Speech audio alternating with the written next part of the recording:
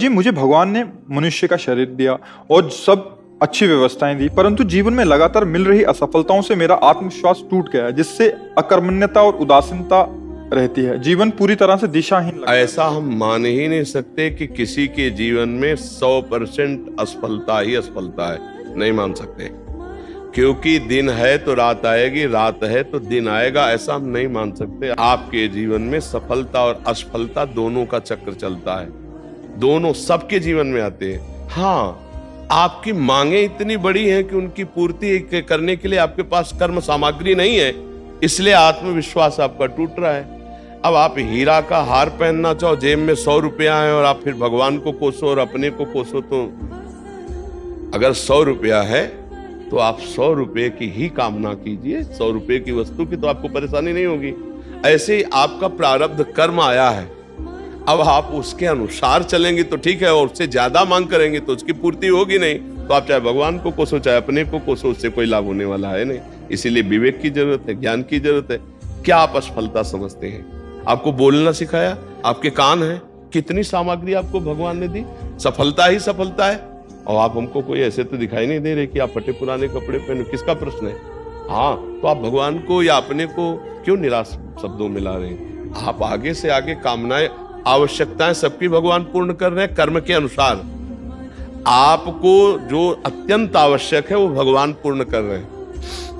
वायु फ्री, अभी बीमार हो जाओ, ऑक्सीजन लगवा, पैसा लगेगा, फ्री ऑक्सीजन भगवान दे रहे, जल दे रहे, पृथ्वी दे रहे, आकाश दे रहे, बुद्धि कहाँ देखो, आँख कितनी सुंदर हम सब देख सकते। किसी किसी की आंख नहीं, थोड़ी देर सोचो उसका कैसा जीवन होगा।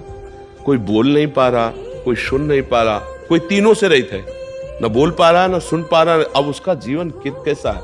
आप कभी भगवान को धन्यवाद दीजिए कि आपको कितना सुंदर जीवन दिया है और आप खा पी रहे हैं। आपने कभी वो गरीबी देखी है जिसके लिए आप कोसने के शब्द में बोले? वो गरीबी देखी है? आप तो बहुत ऐसा लग रहे हैं कि अच्छे घर से हैं, तो आप ऐसा क्यों बोले? नहीं, आप ऐसा बोले क्यों? आपने अपनी वासना को इतना क्यों बढ़ा दिया? आप ऐसी इच्छाएं क्यों कर रहे हैं कि जो आपके पास पावर नहीं है उससे ज्यादा आप कर रहे हैं? आप नाम जप कीजिए, आप तपस्या बढ़ाइए, आप सत्कर्म बढ़ाइए, उसके अनुसार आपको लाभ मिलेगा। यहाँ संसार में कुछ फ्री नहीं है।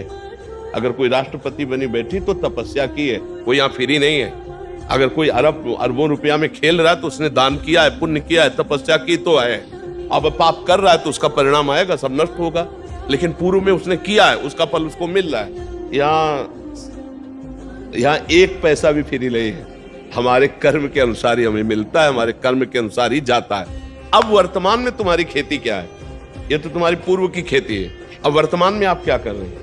महाराज जी, वर्तमान में सब चीजों की वजह से मतलब कोई भी काम शुरू करो उसमें मुझे उत्सुकता नहीं है। नहीं, यही गलती कर रहे हो। पूर्व की खेती तो बिगड़ी हुई थी हमारी, अब पूर्व को लेकर वर्तमान की बिगाड़ दे तो मूर्खता ही है ना। वर्तमान की खेती चकाचक करो, उत्साह संपन्न, मदीर्घ सूत्रम, क्रिया विधिज्ञम, व्यसने सुशक्तम, सूरम कृतज्ञम, दृढ़ सौहृदं च लक्ष्मी स्वयं याति निवास है। तो ऐसे थोड़ी है। उत्साह से संपन्न रहो, हर सफलता को प्राप्त करने के अंदर असफलता को रौंदते जाओ।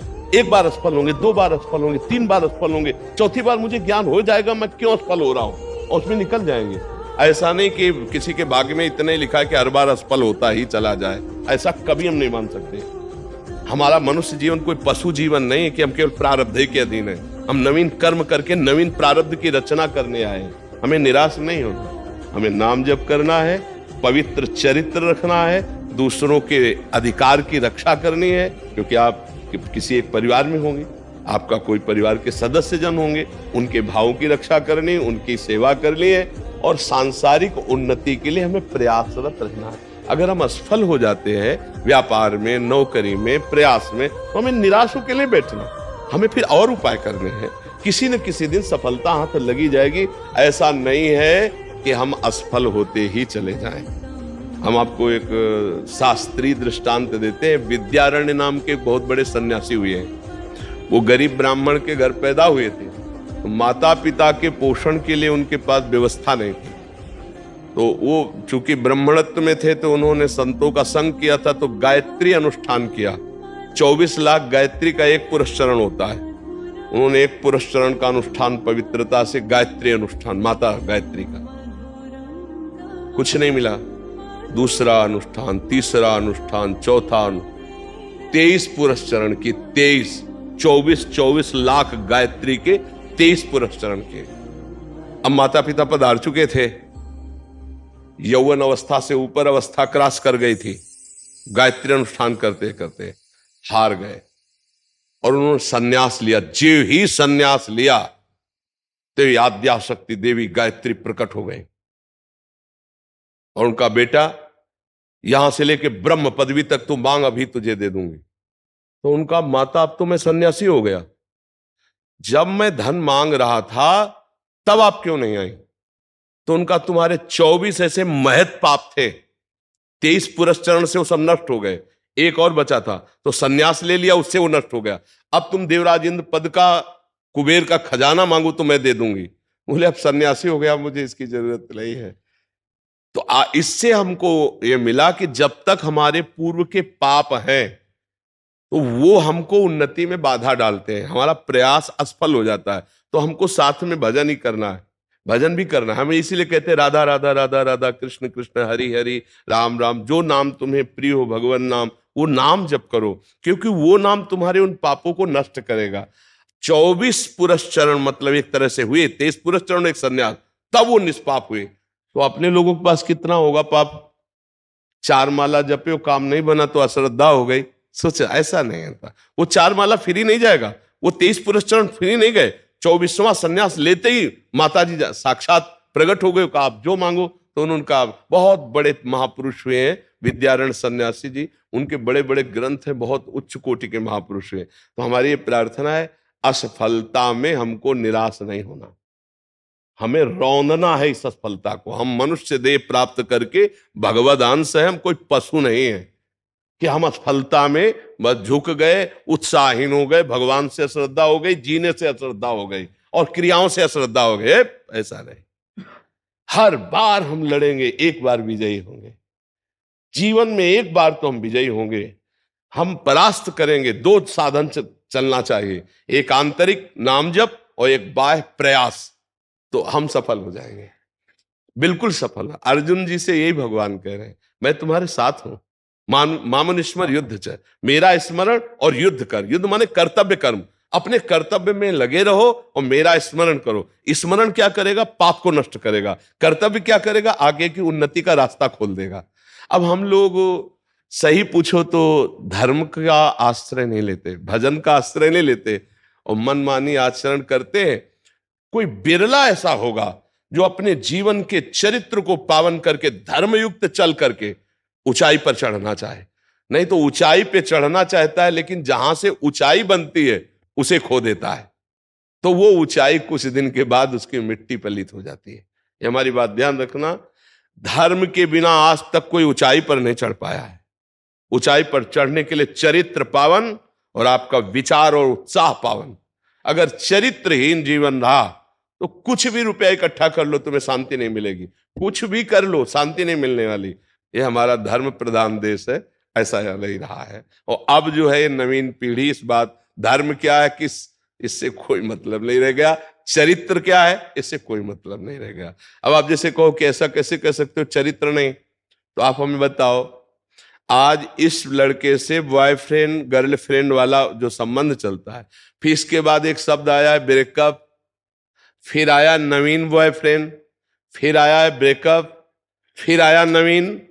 अब जो हंसी में उनसे बात पूछो तो बोले 9 गर्लफ्रेंड, 10वीं, वो 10। इसको आप क्या कहेंगे? ये क्या हो रहा है हमारे समाज में? इसको क्या कहा जा रहा है? इसको बॉयफ्रेंड गर्लफ्रेंड को कुछ दिमाग में नहीं रखा जा रहा है, लेकिन अपवित्रता का संचार हो रहा है कि नहीं हो रहा? देह अपवित्र, मन अपवित्र, विचार अपवित्र, चरित्र अपवित्र नहीं है। हम मानते हैं दोस्ती करो, मानते हैं, लेकिन एक को स्वीकार करो और माता पिता की सहमति से पाणी ग्रहण करके फिर गृहस्थी धर्म का, तो वो पवित्र जीवन हो जाएगा। हम इस पक्ष में नहीं जाते, हम इस पक्ष में, आज का जैसा समय है, अगर आपको दोस्ती भी करनी है तो एक से करो। खूब पहले परिचय बना लो, फिर एक से करो, और फिर दोनों माता पिता की शरण में हो कि हम लोगों ने दोस्ती की, यदि आपका अनुमति हो, आपका आदेश हो, और आजीवन फिर ब्याह करके घर गृहस्थी। ये कौन सा चरित्र है? हम दोस्ती के लिए नहीं रोकते, करो दोस्ती।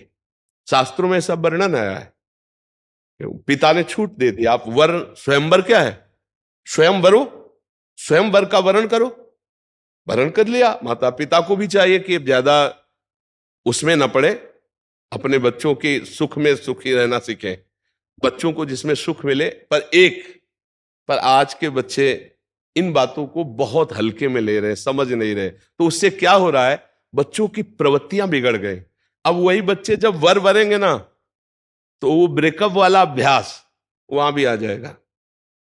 तो ना वो पति पत्नी से आजीवन भाव रख पाएगा, ना वो पत्नी पति से आजीवन भाव रख पाएगा, और दोनों के जीवन व्यर्थ हो जाएंगे। इसलिए हमें लगता है कि अगर चरित्र पावन रखा जाए और हम धर्म पूर्वक चले, नाम जप करते हुए, और अपने कर्तव्य का पालन करें, तो उत्साहहीनता कभी नहीं आएगी। असफलता में भी उत्साहहीनता नहीं आएगी। हम सफलता को एक दिन चूमेंगे, एक दिन उसको प्राप्त करेंगे। हमारी बात को अच्छे से समझ लीजिएगा।